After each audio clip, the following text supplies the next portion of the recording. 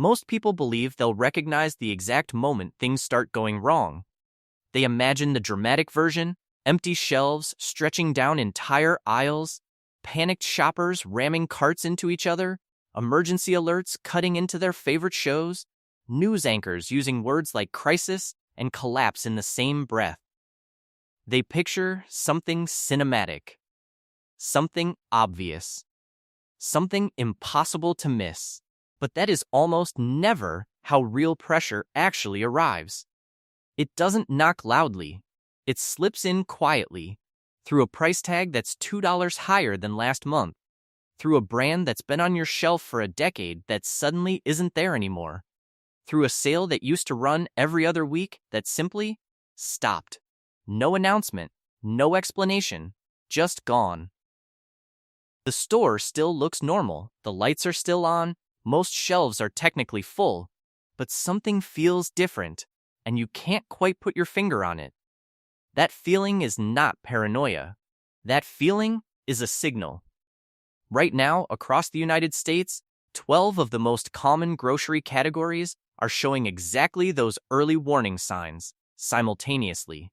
Not dramatic collapse, not national emergency.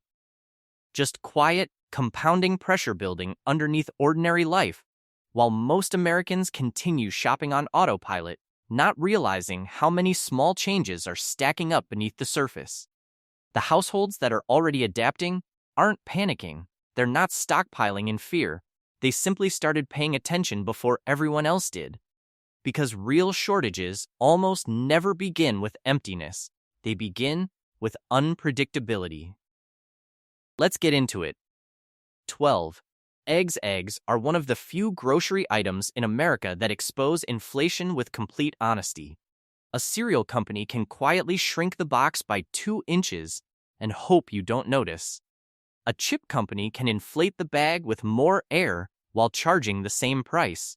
A frozen dinner company can reduce the portion by 15% and redesign the packaging so it looks the same. But eggs?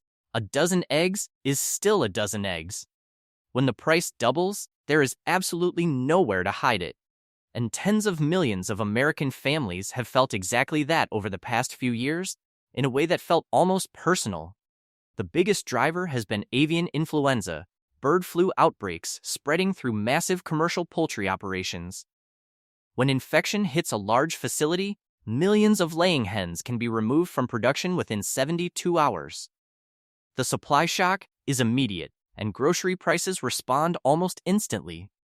But disease is only one layer of what's driving this. Egg production in the United States depends on a web of interconnected costs. Corn and soybean feed, diesel fuel for transportation, refrigerated trucking, climate-controlled housing for hens, labor, packaging, and energy. Every time one of those inputs gets more expensive, the pressure flows downstream. And because eggs are purchased by nearly every American household every single week, there's no hiding the cumulative effect. Eggs make inflation personal. Once prices climb significantly, they almost never return completely to previous levels. And most households don't fully recognize how much their behavior has shifted until they look back. Maybe breakfast quietly became oatmeal more often. Maybe eggs stopped feeling like an affordable protein and started requiring a second thought. Maybe you started waiting for sales instead of just grabbing them automatically. That's not a dramatic shift, but it's a real one. 11. Bottled water. This category isn't really about water. It's about human psychology under stress and how that psychology interacts with a grocery system that was never designed to handle sudden, simultaneous demand spikes. Municipal water systems across most of America continue operating reliably during storms, power disruptions, and most emergencies. The infrastructure is generally more resilient than people give it credit for. But the moment people hear phrases like boil water advisory, major hurricane approaching, or possible contamination warning, the bottled water aisle doesn't thin out gradually. It vanishes within hours. Grocery stores are built around predictable, steady demand patterns. They are not engineered to handle hundreds of households simultaneously deciding they need 3 days of emergency water right now. The logistics simply can't absorb that spike fast enough. And once shelves start looking thin, the psychology compounds itself. People see empty space and assume things are worse than they are, which triggers them to buy more than they originally intended, which empties more shelves, which triggers more people to panic buy. It's a self-fulfilling cycle, and it has repeated during hurricanes, ice storms, heat waves, and infrastructure scares in every region of the country. The households that came through those moments with the least stress weren't the wealthiest ones. They were simply the ones that had built a modest rotating water reserve during ordinary weeks before the weather app showed a red alert and half the neighborhood had the same idea at the same time. 10. Coffee is unique among grocery items because most Americans don't experience it as optional. It is routine. It is ritual. It is the 20 minutes of quiet before the day begins. For millions of households, coffee isn't a beverage, it's a daily psychological reset. And that emotional attachment changes how inflation behaves in this category. The pressure begins thousands of miles away. Brazil produces a massive share of the world's Arabica beans, the variety used in most premium and mid-range American coffees. Vietnam dominates Robusta production, which forms the backbone of countless commercial blends and nearly all instant coffee. When drought, flooding, or extreme heat damages harvests in either country, international coffee prices react within weeks. Then the costs compound: shipping, fuel, roasting, packaging, warehouse storage, retail distribution. Every layer adds pressure before the bag ever reaches your cart. And here's what keeps prices elevated long after the initial disruption: Americans keep buying coffee anyway. Families cancel streaming subscriptions, postpone vacations, eat out less often, but they protect the morning cup. That loyalty keeps demand strong even as prices climb, which means elevated prices stay elevated longer than they would in almost any other category. A bag that once cost $7 quietly becomes $11. Pods climb even faster. And most households adapt in ways they barely register, brewing slightly weaker cups, stretching bags a few extra days, cutting back on the premium brand, and quietly switching to something cheaper. Small adjustments, repeated daily, that quietly become permanent. 9. Infant formula. Some shortages create inconvenience. Others create fear. Infant formula belongs entirely in the second category, and understanding why reveals something important about how fragile certain parts of the American food supply actually are. Parents feeding infants cannot wait. They cannot see if prices improve next week. They cannot substitute freely or go without. The demand is immediate, constant, and completely non-negotiable, which makes formula uniquely vulnerable when disruptions hit. A small number of companies produce the overwhelming majority of infant formula sold in the United States. That concentration means a single production facility experiencing contamination concerns, regulatory shutdowns, or recalls can create national shortages almost overnight. And unlike many food products, recovery takes significant time. Formula production requires precise nutritional formulation, extensive safety testing, and strict regulatory compliance. You cannot spin up replacement production the way you might with potato chips or bottled juice. During recent shortages, American parents drove across entire counties, searching store by store, tracked online inventory in real time, coordinated through community groups and Facebook pages just to locate basic containers.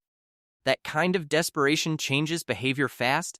Parents began buying every available container when they found supply, which amplified pressure on shelves that were already strained.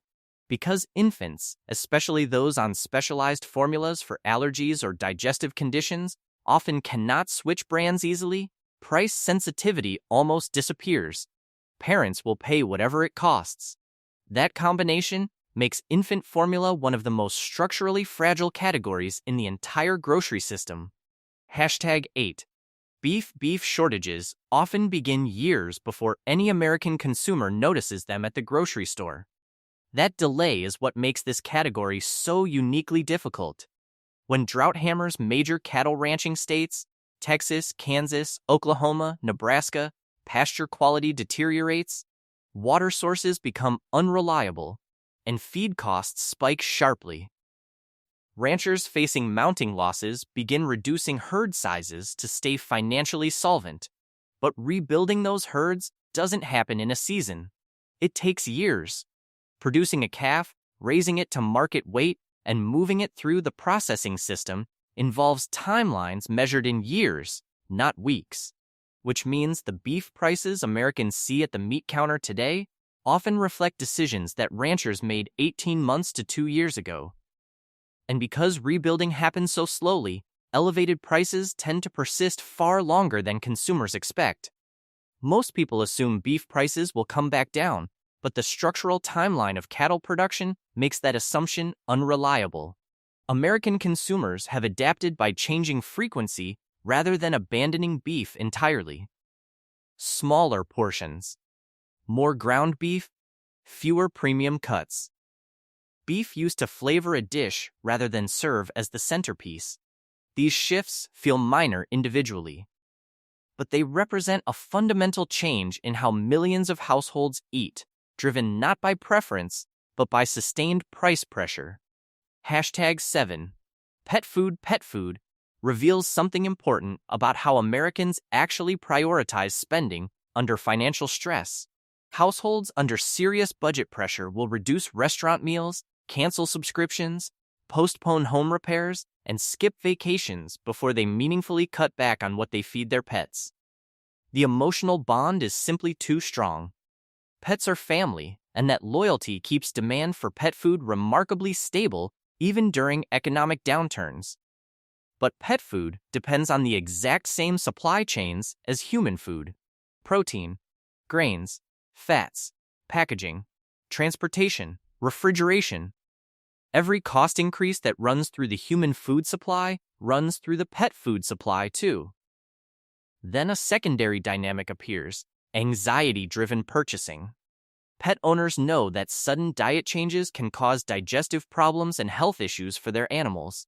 So the moment any rumor of shortages circulates, many owners immediately begin buying ahead. Those purchases thin shelves slightly, which triggers more owners to buy more, which creates exactly the appearance of shortage that started the cycle.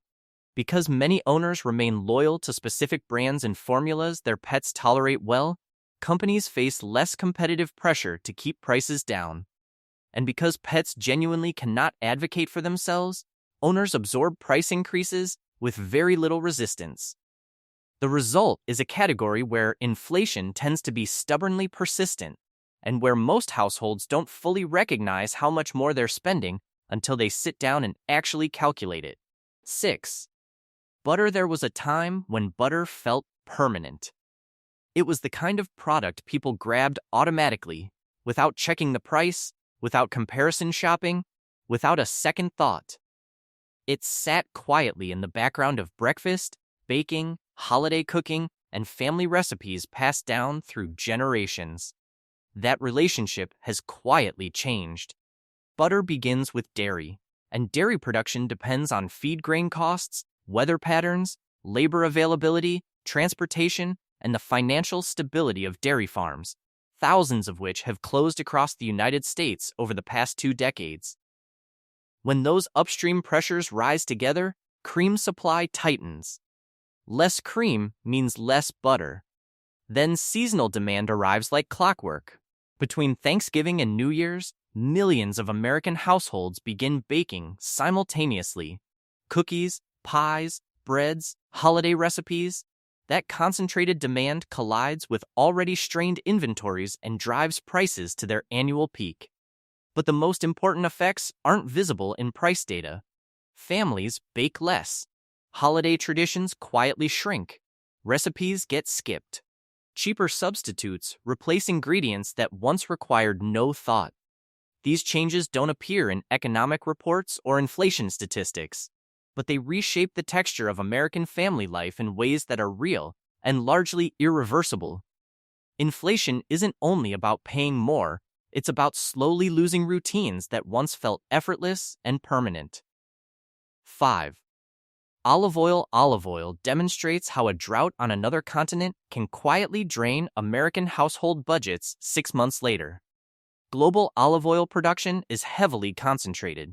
Spain alone accounts for an enormous share of the world's supply. Italy and Greece produce most of the rest.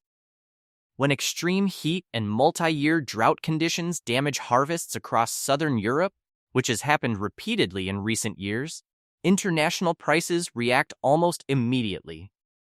And there is no quick replacement. Olive trees take years to mature and produce. A poor harvest in a major growing region affects the entire global market, and no alternative crop can substitute at scale on short notice.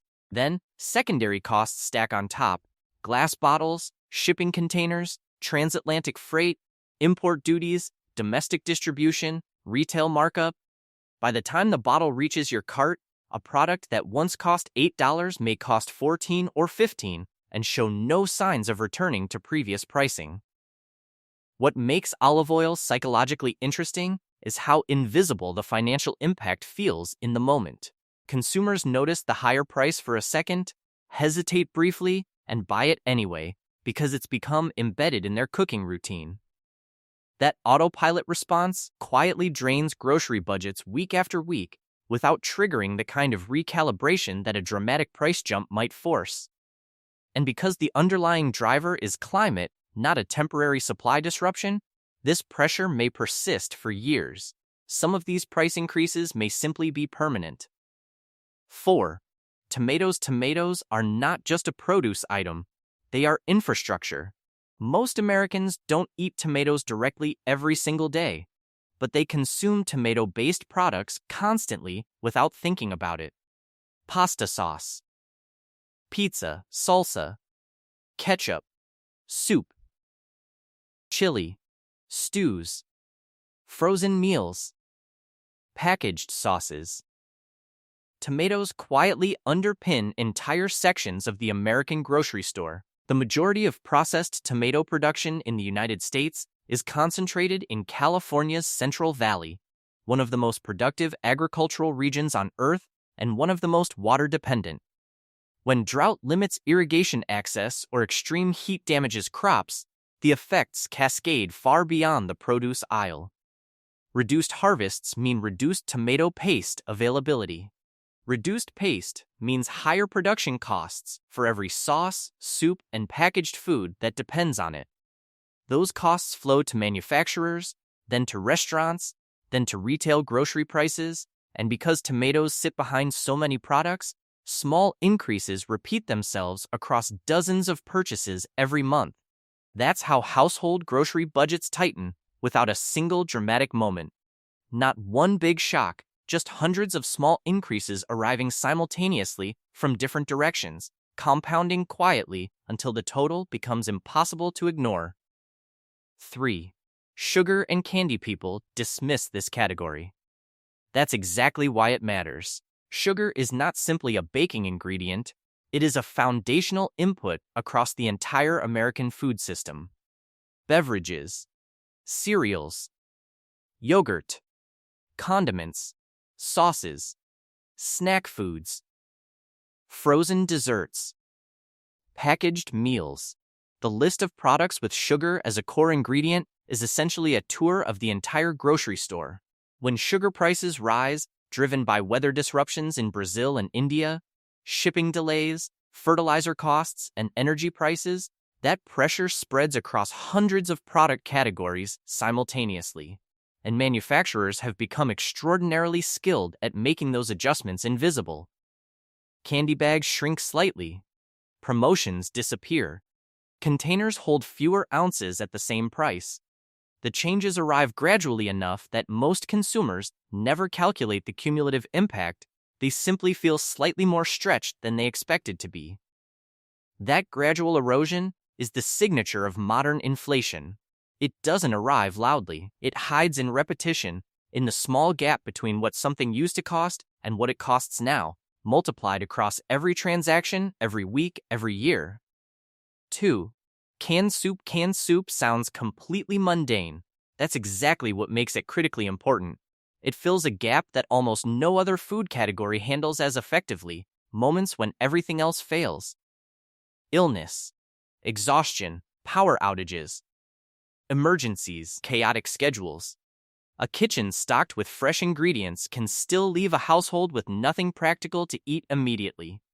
Canned soup solves that problem, instantly, cheaply, without requiring energy, skill, or time.